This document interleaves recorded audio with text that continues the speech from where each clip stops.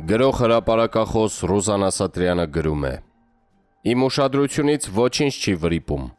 Ես ամեն օր խոսում եմ հայրենիքի հետ։ Խոստացել էի և պետք է անդրադառնամ։ Ավագների հետ մենք անցել ենք անցյալ դարի գեհենի միջով։ Մենք տեսանք ավերիչ երկրաշարժ, Սումգայիթյան եղեռնագործություն, ապրեցինք կտրոնով հացի և հովհարաձև տնտեսական լծակների տակ։ Աշխատանքի բերումով ես մասնակից եմ եղել նույնիսկ Անկախության հրապարակում այդ օրերին ցրտից և սովից լքված անթաղ մեռելների ներկայությանը։ Սակայն Արցախյան ազատագրական հաղթանակը ուժ և ոգի տվեց մեզ և ամեն ինչ մի կողմ թողած, ծվեն երկիրն իրար գլխի հավաքեցինք։ Երկիրն առանց տիրոջ չէր կարող ապրել և մենք ընտրեցինք նոր ղեկավարներ՝ երկրի շնչառությունը պահելու համար։ Նրանք հերթով եկան և հերթով քամեցին երկրի արյունը, մինչև Թավշյա խոստումներ։ Չեմ մանրամասնում։ Այս Թավիշն էլ կարմիր գույն ստացավ հայոց գենի նոր ցեղասպանությունից և բոլորիս համար անսպասելի Արցախը հայաթափվեց։ Պատմական նոր շրջադարձ է սպասվում։ Եկող տարին նոր փուլ ենք մտնելու։ Եթե նախկինում աշխարհը կառավարողները թաքուն էին գործում, հիմա բացեիբաց հայտարարում են, որ իրենք են աշխարհի տերերը։ Շրջափակված, արհեստական պատերազմի մեջ ներքաշված, բզկտված Հայաստանն այսօր 1990-ականների աստեղային ժամերով չի ապրում։ Այդ օրերին բոլորս միանպատակ էինք։ Օպերայի այգու գազոններից մեկ տերև անգամ չէր պոկվում։ Հայրենիքն այդտեղ էր, մեր մեջ էր։ Այսօր ինչ եմ տեսնում՝ փոխանակ համախմբվելու, համաշխարհային գլոբալիզացիայի ոտքի տակ չճզմվելու, երկիրը նոր աղետի չտանելու հնարներ որոնելու, բազմաթիվ անընդունելի բացերի պատճառով կորոնավիրուսի աղետին փոխարինել է վարչապետ դառնալու աղետը և երկիրը հայտնվել է անկառավարելի և վտանգավոր իրավիճակներում, բաց դուռ դառնալով հանքեր ու ճանապարհներ փնտրող երկրների գործակալների համար։ Ուր մնաց մեր երազելի Հայաստանը։ Օրեցօր սնկի պես աճող կուսակցությունները միավորվելու, հայրենապաշտպան բռունցք դառնալու փոխարեն ժամանակի անկանխատեսելի իրավիճակներից անտեղյակ աթոռատենչությամբ են տառապում, բնավ չմտահոգվելով, որ մազից է կախված հայրենիքի գոյությունը։ Այս օրերին 2.5 միլիոն բնակչություն ունեցող երկրում 120 թե 130 կուսակցություն ունենալու փաստի նկատմամբ դժկամություն ունեցող անձս շատ շատերին միասնության կոչ անելով և մերժվելով և նրանց հետ հանդիպումներից հիասթափված կանգ առա երիտասարդ և տաղանդավոր գիտնական Գուրգեն Սիմոնյանի բոլորից տարբերվող նոր ծրագրերի ուսումնասիրության վրա, որը քաղաքական այս լարված քուրայի մեջ հաստատ երկրի փրկության անշահախնդիր և լրջագույն առաջադրանք է ուղղված ներկա և գալիք սերնդին։ Շնորհապետական ինքնաբնորոշող կուսակցությունը կա և դուք սիրելի ժողովուրդ ձեր բազմահազար արձագանքներով արդեն ապացուցել եք, որ մենք այս անգամ չենք սխալվելու։ Այս հայրենապաշտ հայորդու մեջ ես տեսնում եմ մեր հզոր նախնիների ոգին։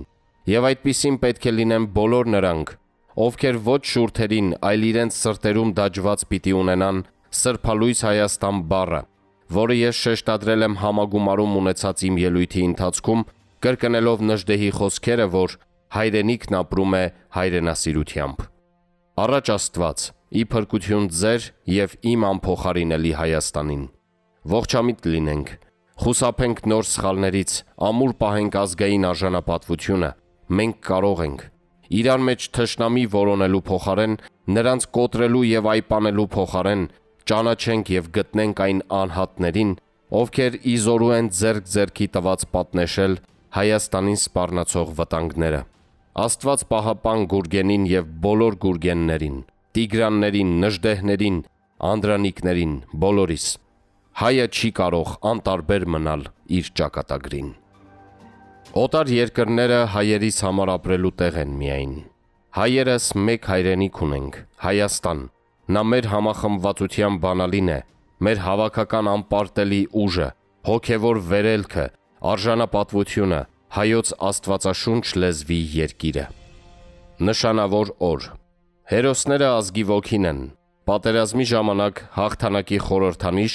խաղաղ օրերին հայրենիքի համար մարտնչող սերնդի դաստիարակության վառ օրինակ։ Հերոս ծնվում են, եթե մայրական կաթն իր հողից է սնվել։ Հերոսն անձնական կյանք չունի, նրա ապրելու իմաստը հզոր և անխոցելի հայրենիք ունենալն է։ Նրանք ինքնազոհողությամբ են հասնում փառքի, հաճախ հետմահու։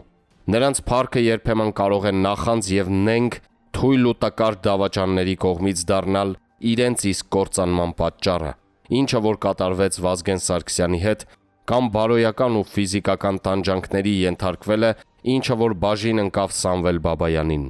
Թե որքանով է ազգն արժանի իր հերոսներին, այն կախված է անկաշառ պատմագիրների թողած ժառանգությունից։ Մարտի 5-ին հայոց ազգը երկու հերոս է ծնել՝ Վազգեն Սարգսյան եւ Սամվել Բաբայան։ Փառք